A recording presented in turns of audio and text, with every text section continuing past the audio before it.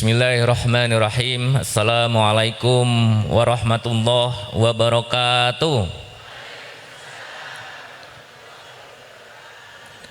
Alhamdulillahirabbil alamin. Alhamdulillahirabbil alamin.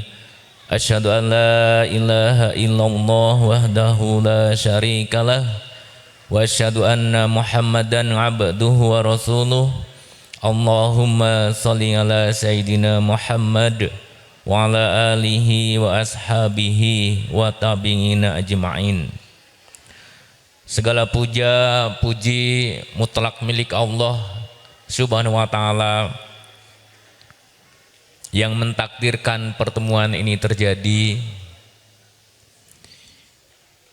Allah yang maha kuasa, yang maha pengasih, yang maha penyayang, yang mengurus tubuh kita setiap saat, setiap waktu, dan semoga Allah mengaruniakan kesehatan kepada kita semua, keberkahan, dan semoga Allah mengumpulkan kita di surga nanti. Amin ya Allah ya Rabbal alamin. Salawat dan salam semoga tercurah kepada junjungan alam baginda Rasulullah Muhammad sallallahu alaihi wasallam, para keluarga beliau, para sahabat beliau, para pengikut beliau, dan semoga kita menjadi bagian dari umat beliau yang insya Allah mendapatkan syafaat nanti di yaumil akhir. Amin ya Allah ya Rabbal alamin. Bapak Ibu yang baik, yang semoga Allah mentakdirkan pertemuan ini menjadi salah satu pertemuan terbaik yang pernah kita lalui. Pertemuan yang insya Allah akan menjadi saksi nanti di padang mahsyar, yang insya Allah menjadi pahala kebaikan. Amin ya Allah ya Rabbal alamin.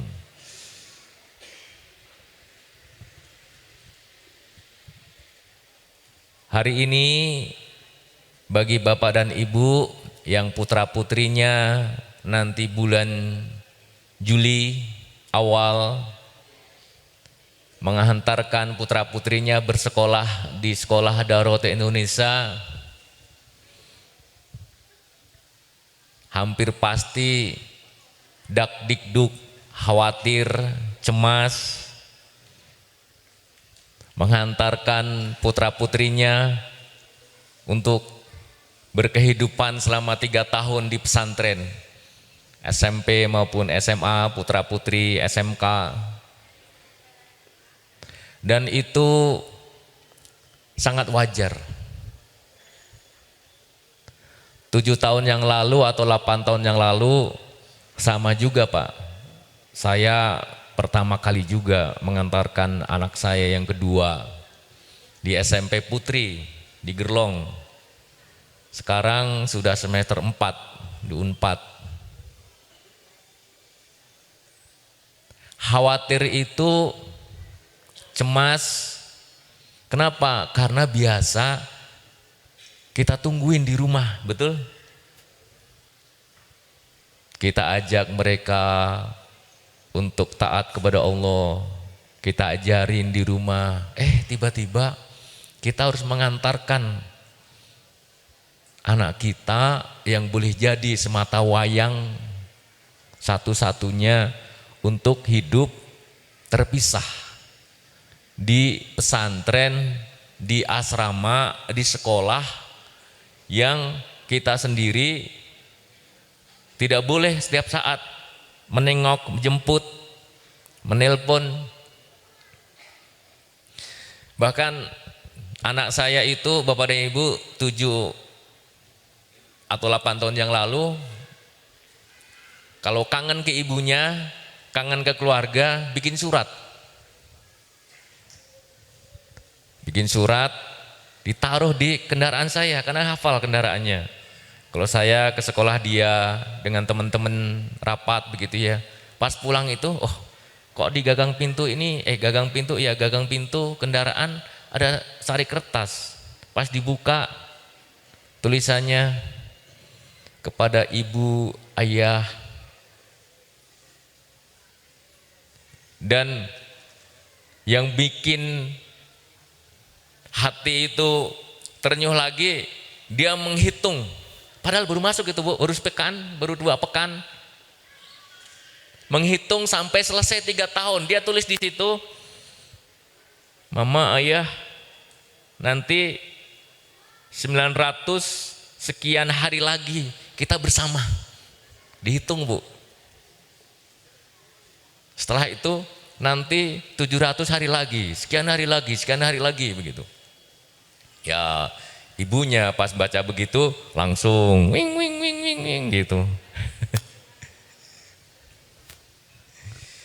Jadi Bapak dan Ibu menghantarkan putra-putri bersekolah di pesantren, di asrama, tidak hanya mengantarkan di Darut Tauhid, pesantren mana saja yang berkehidupan, beraktivitas boarding, itu pada hakikatnya bukan anak saja yang bersekolah, namun orang tuanya juga yang masuk sekolah.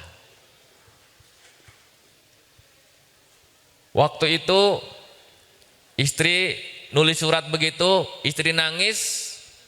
Besok saya lihat, saya cek ke musyrifah, ternyata anak saya juga galau. Pekan berikutnya anak saya galau, ibunya uring-uringan. Kalau ibunya uring-uringan, itu bapaknya kadang-kadang ikutan juga.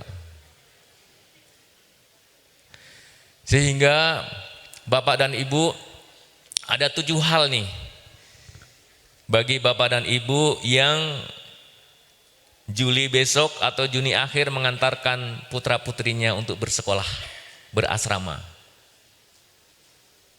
Agar yang bersekolah, yang siap masuk asrama itu tidak hanya anak kita, putra-putri kita, namun juga kita sendiri sebagai orang tua. Bagi Bapak dan Ibu yang sudah menyekolahkan ataupun mengantarkan putra-putrinya setahun yang lalu atau 2 tahun yang lalu, sekarang sudah ini nih, sudah alhamdulillah ya, sudah terbiasa. Tapi bagi yang belum, yang baru, apalagi ini baru pertama, nah ini bisa menjadi persiapan. Yang pertama, Bapak dan Ibu, menghantarkan putra-putri kita bersekolah di pesantren itu niatnya harus lurus. Mengapa? Karena kalau niat kita nggak lurus karena Allah semata, maka cenderung anak itu juga merasakan, ayah saya, ibu saya mengantar saya ke pesantren ini biar saya nggak nakal, biar saya bisa terlepas dari handphone, biar saya bisa mandiri. Bagus, tapi kalau misalnya nanti ada ujian, niat inilah yang menguatkan kita bersama, menguatkan keluarga. Sehingga Bapak dan Ibu, saat kita mengantarkan anak bersekolah di asrama, di pesantren, maka yakinlah bahwa niat ini harus benar. Untuk apa saya mengantarkan anak saya ke pesantren? Apakah hanya sebatas saya ingin lepas nih, karena saya tidak bisa mendidik anak, saya nggak punya ilmu agama, saya kekurangan untuk hal-hal tertentu sehingga kita titipkan di pesantren, kita titipkan di asrama. Kalau sebatas itu Bapak dan Ibu nggak akan bisa. Kita mengantarkan anak kita ke asrama karena untuk memenuhi kewajiban kita sebagai orang tua. Yaitu apa? Ku anfusakum wa ahlikum naro. Jagalah dirimu dan keluargamu dari api neraka. Jadi Niat pertama Bapak dan Ibu mengantarkan putra-putri kita bersekolah di pesantren, di boarding house, sekolah Islam, harus kuat dalam hati kita, saya ini mengemban amanah yang sangat besar. Anak kan titipan Allah, amanah Allah. Sehingga apa? Amanah Allah ini akan saya jaga, akan saya lindungi. Agar apa? Agar bisa berkumpul nanti di surga, terlepas, terhindar dari api neraka. Betul Bapak dan Ibu? Betul Ibu? Tapi ada tapinya nih. Di Quran tadi, surat tadi, itu sebelum keluarga selamat, maka yang pertama kali yang selamat siapa? Kita dulu, orang tuanya, betul? Jadi tidak mungkin kita mengajak, melindungi, menjaga keluarga ini terhindar dari api neraka kalau kita sebagai kepala keluarga, sebagai orang tua justru tidak selamat. Maka tugas pertama saat kita mengantarkan putra-putri kita bersekolah di asrama, di pesantren adalah kita kuatkan niat kita. Saya harus ini menjadi orang tua, menjadi ayah, menjadi ibu yang selamat di akhirat nanti, terhindar dari api neraka. Sepakat tidak Pak? Sepakat tidak Ibu? Jadi kira-kira kalau niatnya seperti itu, anak bersekolah di asrama dengan kegiatan-kegiatan yang insya Allah diupayakan lebih baik, baca Al-Quran, sholat tepat waktu, berjamaah di masjid, kemudian dibiasakan untuk bersih-bersih, toharohnya benar, bacaan Al-Qurannya benar, sholat tahajud, halakoh dan sebagainya. Itu anak yang melakukan. Kira-kira kalau anak seperti itu, kita sebagai orang tua harus lebih atau sama atau bahkan kurang? Harus apa kira-kira Pak? Lebih. Kalau anak sholatnya tepat waktu, yang laki-laki di masjid berjamaah, kira-kira Bapak bertekad tidak sholat tepat waktu berjamaah di masjid juga?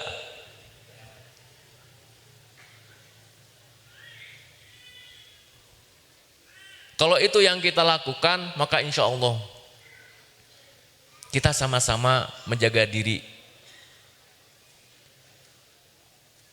Yang kedua, niatnya apa? Niatnya adalah Bapak dan Ibu ini menghantarkan, mempersiapkan putra-putri kita agar apa? Agar kenal dengan penciptanya. Siapa? Allah Subhanahu wa ta'ala. Karena Allah yang menciptakan putra-putri, setiap anak kita, bahkan kita juga diciptakan oleh Allah, maka sebenarnya yang bisa menyolehkan anak itu sekolah atau Allah? Yang bisa merubah anak itu sekolah atau penciptanya? Siapa Bu? Penciptanya. Yang bisa merubah kelakuan dan sikap anak itu sekolah, guru-guru, tim pendidik atau penciptanya? Penciptanya. Siapa itu? Allah SWT. Dan Allah maha melihat, maha menyaksikan, betul, kelakuan anaknya bagaimana, termasuk kelakuan kita, orang tuanya di rumah. Anak disekolahkan, di boarding, agar apa? Terhindar dari handphone. Nah, kita di rumah sendiri, ibu sendiri, bapak sendiri, keluarga juga sendiri-sendiri, justru asik dengan handphone. Kira-kira Allah melihat tidak? Melihat. Dan itu Bapak dan Ibu berefek ke anak. Aduh, Masya Allah, banyak hal cerita tentang perilaku santri itu yang kemudian saat digali oleh Biro Psikologi kami di Darut Tauhid, itu ternyata apa? Ternyata ya orang tuanya tidak bisa menjaga diri. Akhirnya apa? Akhirnya berimbas ke anak. Sehingga Bapak dan Ibu, pagi ini saya mengajak menyekolahkan putra-putri kita di asrama, di boarding house, pesantren, itu pada hakikatnya tidak mengantarkan anak untuk berpisah dengan kita, tapi justru harus menjadi ikatan yang paling kuat antara orang tua dan anak. Mengapa? Karena jarak bisa berpisah, jarak bisa berjauhan, tapi karena Allah yang mengurus setiap saat, Allah yang maha menyaksikan, Allah yang maha melihat, maka sebenarnya kita titipkan kepada Allah amanah yang besar ini agar apa? Agar anak kita menjadi anak yang soleh solehah. Jadi jangan terbalik ya Bapak dan Ibu ya. Asik lah nanti kalau anak saya sudah di pesantren, dia akan hafal mungkin juz 30 atau 3 juz, 5 juz, 7 juz. Kita istirahat di rumah. Nggak bisa. Kenapa? Karena kewajiban mendidik anak itu walaupun berjauhan jarak, terpisah 3 tahun, tapi sebenarnya tetap melekat di orang tua. Dengan apa? Dengan doa. Doa itu kita pasrahkan kepada Allah, anak-anak kita ini kita titipkan kepada Allah. Satu apa Ibu? Niat. Niat ya, kan ini sangat penting. Segala sesuatu tergantung dari niatnya. Ini hadis riwayat Bukhari dan Muslim. Sesungguhnya setiap amal perbuatan tergantung pada niatnya, dan setiap orang akan mendapatkan sesuai apa yang diniatkannya. Jadi niat ini sangat penting. Yang kedua,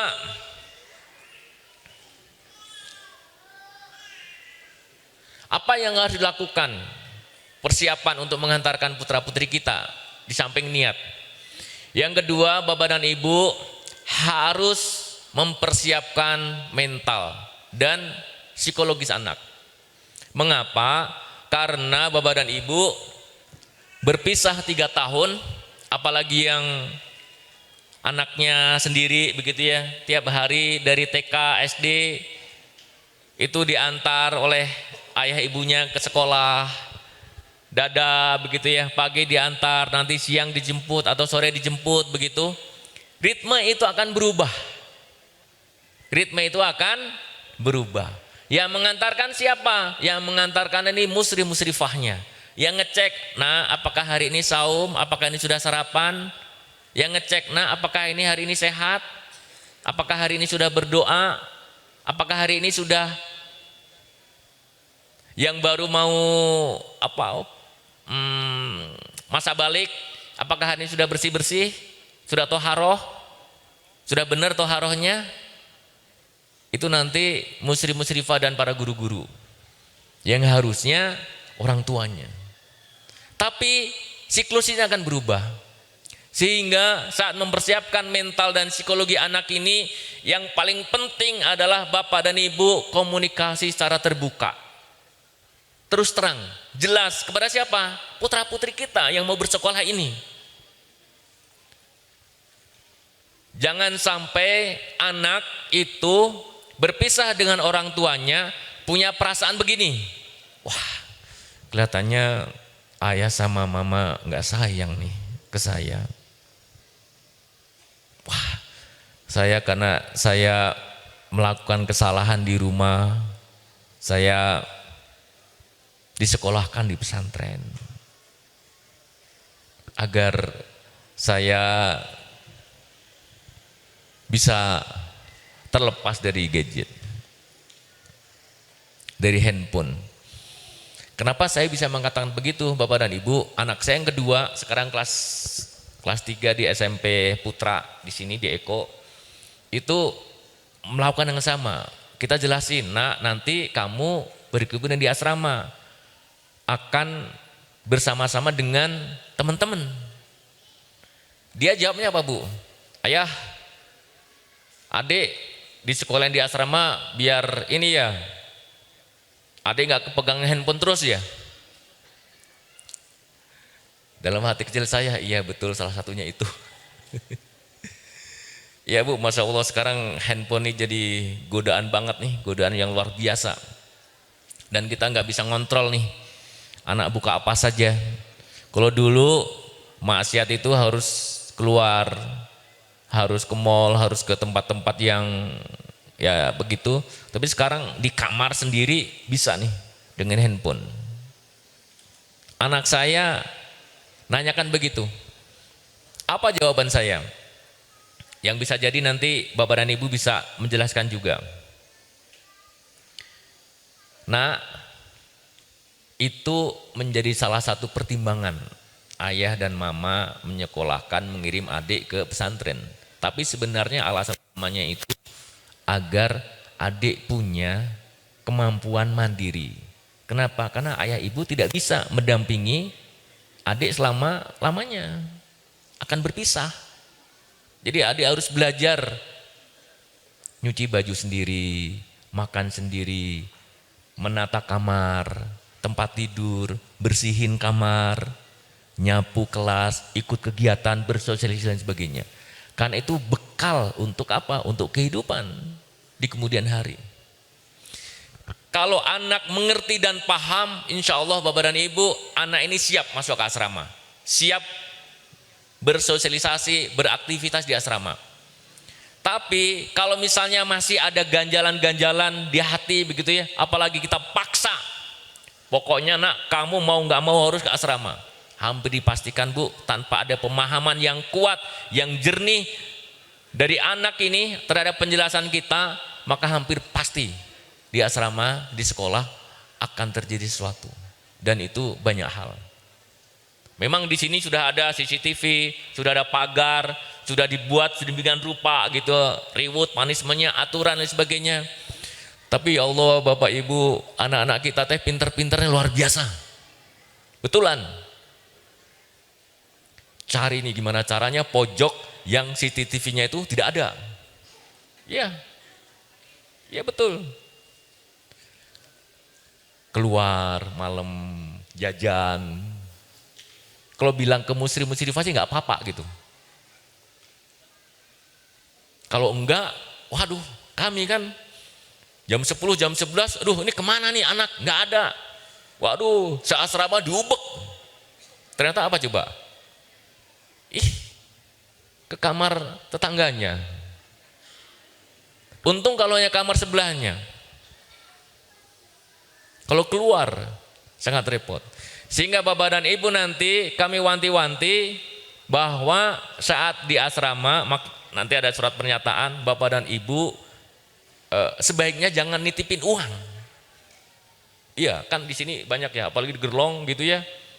Itu karena sayang orang tua ke anak begitu ya. Biar anak saya itu kalau butuh sesuatu gampang.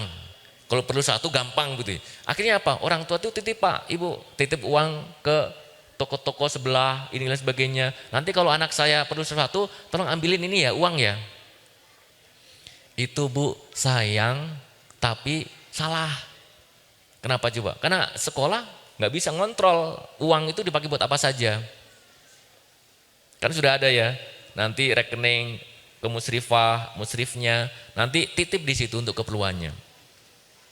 Bahkan ada yang titip handphone coba. Biar saya orang tua gampang ngubungi anak saya. Janjian nanti setiap jam sekian datang aja ke toko itu. Nanti handphonenya ambil, kita telepon-teleponan. Ada tuh Bu. Tapi yakin di sini enggak, insya Allah enggak ada. Enggak ada ya Pak ya?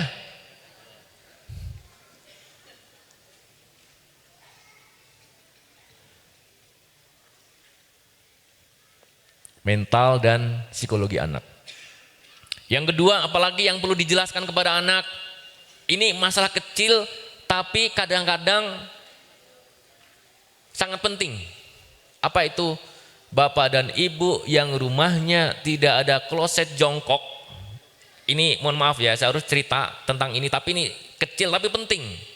Kenapa? Karena ada, kapan ya? Udah lama banget. Jadi di rumah itu belum pernah menggunakan kloset jongkok. Di sini rata-rata klosetnya jongkok. Kenapa? Karena untuk ini mah alasannya untuk menguatkan kaki, badan dan sebagainya. Karena posisi sebenarnya itu kalau BAB itu sebenarnya jongkok sunahnya. Di sini nggak ada. Akhirnya apa? Bingung. Anak ini belum pernah menggunakan kloset jongkok sehingga apa? Nggak tahu gimana caranya. Nanti bapak dan ibu yang di rumahnya tidak ada kloset jongkok, beli ya hari ini ya. Pasang di rumah dan minta tolong diajarin putra-putrinya untuk menggunakan kloset jongkok itu. Kenapa? Karena ada yang 3 bulan bapak dan ibu dia nggak bisa menggunakan di sini dan tersiksa. Tersiksa, betul. Gimana caranya ini? Airnya keluar dari mana gitu. Nyari tisu nggak ada.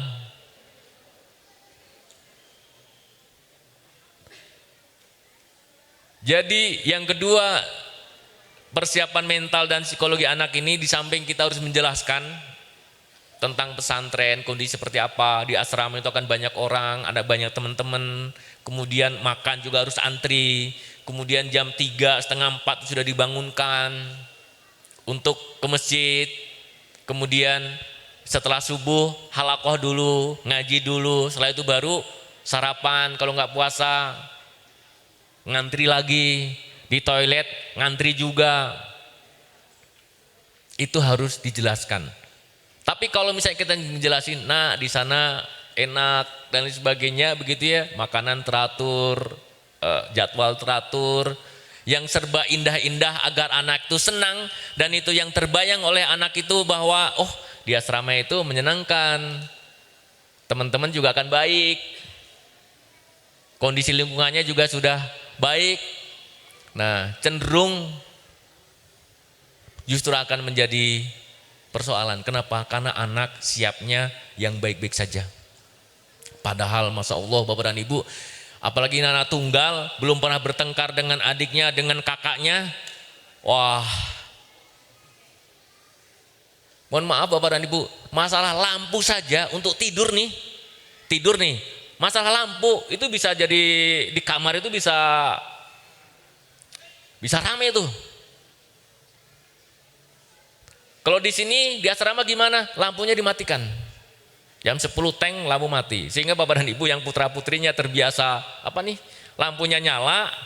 Nah, tolong masih ada 2 bulan ya, 1,5 bulan atau 2 bulan diajarin putra-putrinya untuk terbiasa tidur dengan lampu mati, lampu gelap. Iya, lampu gelap. Lampu mati gelap ya. Iya. Karena ada Bapak dan Ibu, satu asrama, satu kelas, biasa gelap, tidurnya gelap, terang. Waduh itu rame tuh. Akhirnya apa? Ya harus dimodifikasi kan. Mungkin lampunya harus dicat sebelah gitu ya. Tapi standarnya kita lampunya mati, jadi gelap. Kenapa? Karena kalau gelap itu energi recovery badan itu lebih optimal. Karena kalau menyala itu justru ada sel tubuh yang sebenarnya belum bisa istirahat.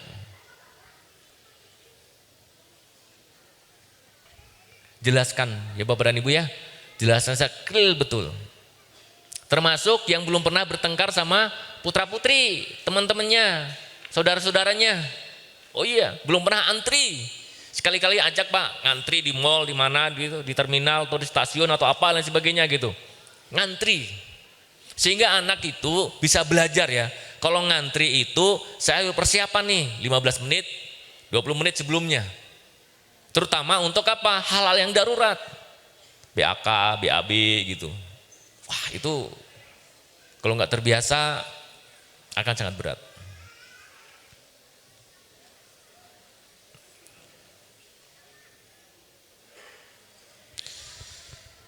Yang kedua, yang ketiga, psikologi dan mental anak ini kita harus meyakinkan ke anak bahwa berpisah 3 tahun itu sebentar.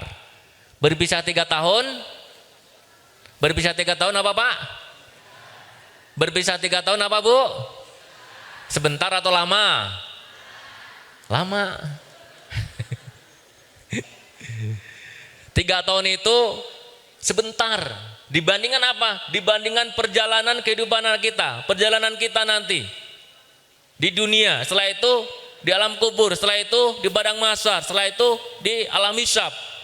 Shiratal mustaqim. Di perjalanan kemudian hari. Surga. Itu wah 3 tahun gak ada apa-apanya. Sehingga yang perlu dipersiapkan mental anak, mental kita semua sebagai orang tua, ayah ibunya adalah 3 tahun ini adalah untuk mempersiapkan anak agar apa? Mempersiapkan anak dan kita agar bisa berkumpul dalam rentang waktu kehidupan yang sangat luar biasa panjang. 3 tahun. Investasi waktu 3 tahun. Kita memperbaiki diri di rumah sebagai ayah, sebagai ibu, anak kita juga mempersiapkan dirinya. Kira-kira begini, kalau misalnya Bapak dan Ibu disuruh milih 3 tahun anak belajar mengenal penciptanya Allah Subhanahu wa taala, mengenal Rasulnya Nabi Muhammad SAW, mengenal akhlak yang baik, akhlak yang mulia, mengenal dan belajar mandiri, itu dibandingkan kalau bersama dengan kita, karena kesibukan kita di kantor ataupun di kegiatan-kegiatan yang lain, kira-kira mempersiapkan lebih baik 3 tahun di asrama atau 3 tahun di rumah? Waduh, ini pertanyaan berat ini. Milihnya sih Pak di rumah, tapi juga itu juga dapat bekal semuanya gitu ya milihnya ya. Tapi pilihan Bapak dan Ibu, 3 tahun itu kalau di rumah ya, saya ngalamin Bapak dan Ibu, tergantung lebih banyak excuse apa ya, memaafkan. Nah, bangun sholat subuh, aduh ya ngantuk, tadi malam capek. Ya udah, kamu nanti, tapi yang penting sholat subuh ya. Kalau di rumah. Nah, apakah hari ini setelah baca Al-Quran? Nanti ya, setelah Isya. Isya tanya lagi, nah sudah baca Al-Quran belum? Nanti mau tidur, ngantuk, tidur akhirnya. Tapi kalau di sini mau ngantuk, nggak ngantuk, teng jadwalnya gitu, sholat ya sholat, baca Al-Quran, halakoh gitu. Mohon maaf ya Bapak dan Ibu, lebih tega dibandingkan kita sebagai orang tuanya. Jadi mengantarkan anak 3 tahun berasrama di boarding house, di pesantren, pada hakikatnya adalah sebenarnya mempersiapkan kita keluarga untuk bisa mengarungi perjalanan kehidupan ini agar aman, sentosa, selamat. Coba, tadi kan ayatnya jaga dirimu dan keluargamu dari api neraka. Kalau kira-kira Ibu ada api nih menyala di dekat rumah kita, kemudian anak kita itu bermain di dekat api gitu, dan kita tahu bahwa itu bahaya, kita apa yang harus kita lakukan? Apa yang kita lakukan? Diambil anaknya, dijagain, atau yaudah kita biarin gitu? Diambil kan ya, diamanin betul?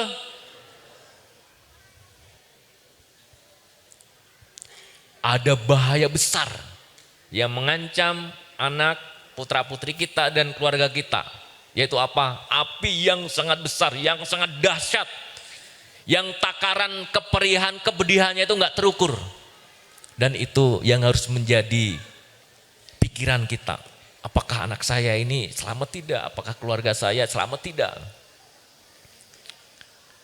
Untuk itu Bapak dan Ibu, saya mengajak bahwa mengantarkan putra-putri bersekolah di pesantren, di Darut Tauhid salah satunya, itu tidak hanya sebatas menitipkan bersekolah, tapi kita harus menjadi bagian dari apa? Bagian dari proses pendidikan yang dilalui oleh putra-putri kita. Setuju Bu? Setuju Pak? Kalau setuju boleh pulang.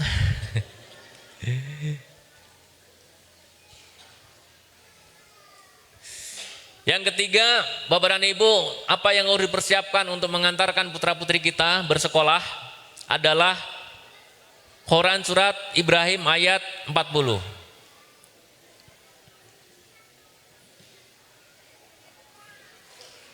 A'udzubillahi minasyaitonirrajim. Bismillahirrahmanirrahim. Aj'alni muqimas sholati wa min dzurriyyati. Rabbana wa taqabbal du'a. Ibrahim ayat 40. Ya Tuhanku, jadikanlah aku dan anak cucuku orang yang tetap melaksanakan sholat. Ya Tuhan kami, perkenankanlah doaku. Jadi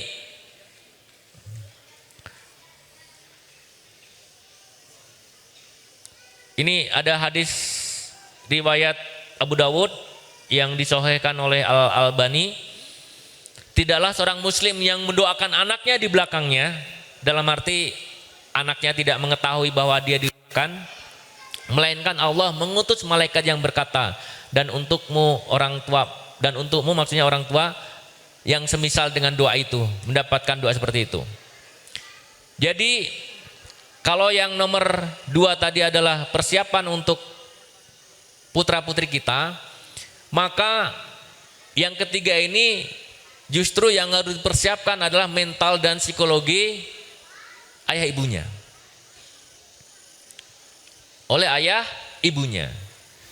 Jadi Bapak dan Ibu, karena rasa sayang selama ini dekat, kalau anak itu ada apa-apa curhat, bercerita begitu ya.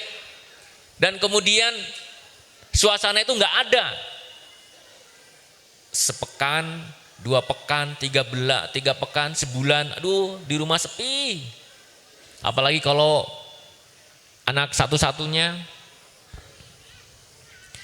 ibu dan bapak harus siap mental. Jangan tergoda untuk nengok, jangan tergoda untuk nyari ke sini, ke pesantren. Karena kalau misalnya 3 bulan atau 6 bulan pertama bapak dan ibu gagal mengendalikan diri seperti itu, maka hampir dipastikan anak juga teremot, teringat. Ibunya gelisah, anak juga gelisah, bapaknya uring-uringan, anaknya juga uring-uringan. Ibunya uring-uringan begitu ya, ingin nengok gimana ya kabar anakku, makan apa hari ini, dia kurus atau tidak, berkurang tidak berat badannya, tidurnya gimana ya, apakah di sana banyak nyamuk. Kekhawatiran itu bapak dan ibu akan sampai ke anak.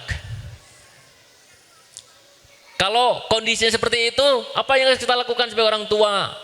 Ibu ambil wudhu, bapak ambil air wudhu, doa, sholat 2 rakaat, berdoa kepada Allah, titipkan kepada Allah. Mengapa? Karena Allah akan menjaga, akan mengurus setiap saat putra-putri kita. Jangan kemudian, ayah, ayo kita ke pesantren, ke Eko. Bahkan nggak boleh, nggak, nanti kita pura-pura sholat aja di masjid DT, rahmatul alamin di sini, sholat duhur. Nanti setelah itu kita cari anak kita, asar sama. Kalau sholat boleh aja Bu, bapak ibu kesini sholat begitu ya, karena anak-anak kalau yang di sini sholatnya di sini, 5 waktu di sini insya Allah, kecuali ada hal tertentu ada di asrama di aula. Dan itu anak akan tembus hatinya kalau kita pasarkan kepada Allah. Kalau misalnya kita ngikutin bisikan hati begitu ya, kekhawatiran, kecemasan, apalagi kalau selama ini anak itu di rumah lengket mirip banget sama ibu atau ayahnya. Perlu pengendalian diri, pengendalian hati yang sangat luar biasa. Saran saya, ibu berdoa, pasrahkan kepada Allah. Setuju Pak? Setuju Ibu? Boleh nggak nanti nyuri-nyuri sini Pak Gatot? Nggak usah nyuri Bu. Datang aja ke sini silaturahmi begitu ya. Tapi jangan sengaja untuk apa? Untuk nyari putra-putrinya, nggak akan ketemu. Karena saat nanti kecil-kecil begitu ya, digundul semua, baju sama, seragam sama begitu ya. Itu nyari itu kelihatannya bersama nih.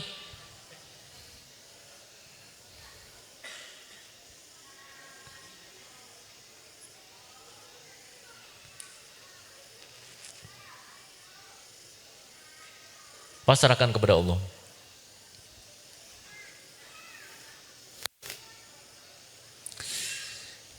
Kemudian apa lagi yang perlu disiapkan Bapak dan Ibu? Perlengkapan fisik, persiapan fisik. Persiapan apa? Persiapan fisik. Fisik itu tidak hanya sebatas barang-barang yang dibawa, tapi fisik anak kita, putra-putri kita. Dan perlu dijelaskan Bapak dan Ibu, di sini yang putra itu ukuran rambutnya itu ditentukan 421 atau 321. Sehingga nanti kalau misalnya yang dari rumahnya itu potongan rambutnya itu sudah bermodel begitu ya, itu hampir pasti di sini nggak akan bermodel.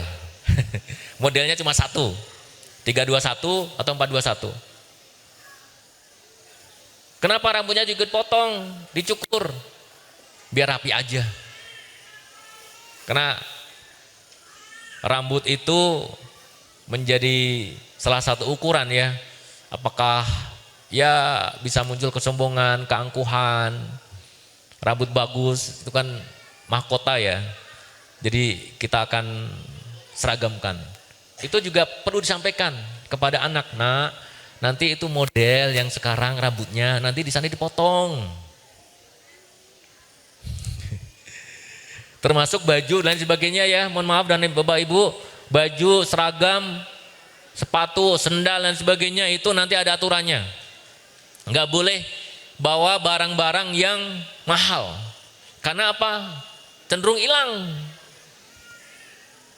Sepatu harganya 2,5 juta, 3 juta. Walaupun tim ustadz-ustadzah itu pada enggak mengerti merek ya, tapi kan orang lain juga mengerti. Kebanyakan hilang. Sendal, wah mahal. Jaket, kemudian baju dan lain sebagainya. Tas, nanti akan dijelaskan oleh tim sekolah masing-masing. Tapi itu penting. Jadi kalau yang putra-putrinya sekarang udah pakai baju yang bermerek, nggak mau yang lainnya begitu ya, harus pakai merek ini terus begitu ya. Nah, perlu dijelaskan bahwa pesantren itu seperti halnya keluarga besar, ada peran ayah, peran ibu, ada peran kakak, ada sanksinya juga di sana. Sehingga tidak hanya sebatas fisik barang-barang yang dibawa, namun juga fisik pribadinya. Yang ini mau masuk SMP, yang gosok gigi masih masih diingetin gitu ya, mandi, kemudian pakai baju dan sebagainya begitu ya. Atau kalau anak kecil kan ya ibu bapak, kalau mandi itu ngeluarin buka bajunya kan di depan pintu ya, depan pintu kerek begitu ya, taruh aja depan pintu begitu. Harus diajarin, itu hampir pasti nanti hilang tuh baju itu kalau seperti itu. Dibawa ke dalam, digantung gitu ya. Jadi persiapan fisik anak ini Bapak dan Ibu, terkadang hal-hal yang kecil namun ternyata itu menjadi salah satu kunci agar anak itu bisa betah, bisa kerasan. Nah,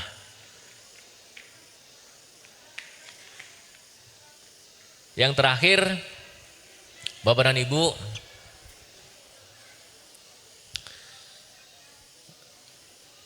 anak yang soleh solehah itu menjadi tabungan amal. Karena amal jariah itu akan mengalir pahalanya walaupun kita sudah meninggal, walaupun kita sudah wafat. Satu apa Bapak dan Ibu amal jariah? Ilmu yang bermanfaat. Yang kedua, amal jariah. Yang ketiga, anak yang soleh, solehah yang mendoakan kedua orang tuanya. Jadi sebenarnya Bapak dan Ibu, kita menyekolahkan putra-putri kita di sekolah Islam, di pesantren, itu sebenarnya dalam upaya ikhtiar kita. Agar apa? Agar sepertiga dari warisan nanti yang kita tinggalkan itu, putra-putri kita itu soleh-solehah dan mendoakan kita, walaupun kita sudah wafat, sudah meninggal. Secara ikhtiarnya begitu. Hanya catatannya tadi di awal Bapak dan Ibu, saya menyampaikan bahwa sekolah kita, sekolah Darut Tauhid Indonesia ini, sekolah di sini itu tidak bisa menyekolah, tidak bisa menyolehkan Bapak, putra-putri Bapak dan Ibu. Tidak bisa merubah sikap dan perilaku mereka. Apa yang kita lakukan, apa yang kami lakukan, kami lakukan itu adalah kami berupaya, semua tim, dari saya pengurus yayasan, direktur pendidikan, kepala sekolah, manajemen sekolah, guru-guru, musrif-musrifah itu berupaya apa? Berupaya agar kami itu layak untuk ditolong Allah, layak untuk disukai Allah, layak untuk bisa mengemban amanah titipan dari Bapak dan Ibu ini.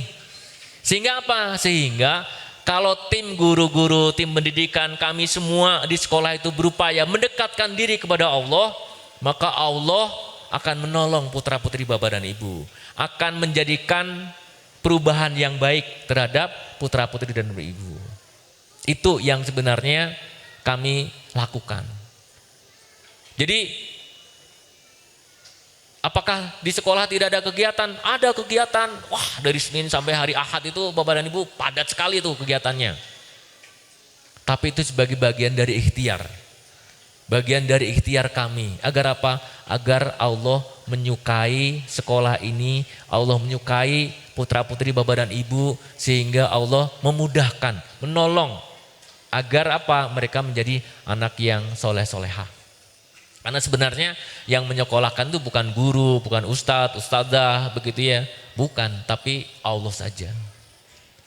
Jadi Bapak dan Ibu, ucapan terima kasih yang sebesar-besarnya saya sampaikan kepada Bapak dan Ibu yang sudah memutuskan untuk menyekolahkan putra-putrinya di sekolah Darut Indonesia. Dan semoga ini menjadi bagian dari ikhtiar kita, menjadi keluarga besar Darut Tauhid. Ini sekolah kita bersama, bukan sekolah yang punya Kiai Haji Abdul bin Astiar, bukan punya kami, apalagi kami sekarang lagi nebeng aja diberi amanah ini. Kalau amanah ini kita lakukan, kami lakukan, kita jaga dengan benar, maka semoga Allah menolong. Darut Tauhid ini sudah lembaga wakaf Bapak dan Ibu. Kalau lembaga wakaf berhenti, itu tidak bisa dirubah, tidak bisa dijaminkan asetnya, tidak bisa dijual. Tetap aja nanti digerlong begitu, di sini juga begitu. Bahkan ada 13 sekolah yang sudah ada di berbagai lokasi, ada di Batam, ada di Cicadas dan sebagainya. Baik Bapak dan Ibu, demikian yang bisa saya sampaikan. Terima kasih atas perhatiannya dan sekali lagi terima kasih atas kepercayaan Bapak dan Ibu untuk mengamanahkan putra-putrinya ini bersekolah di Darut Tauhid. Insya Allah semoga Allah mudahkan, Allah lancarkan. Terima kasih, mohon maaf. Assalamualaikum warahmatullahi wabarakatuh.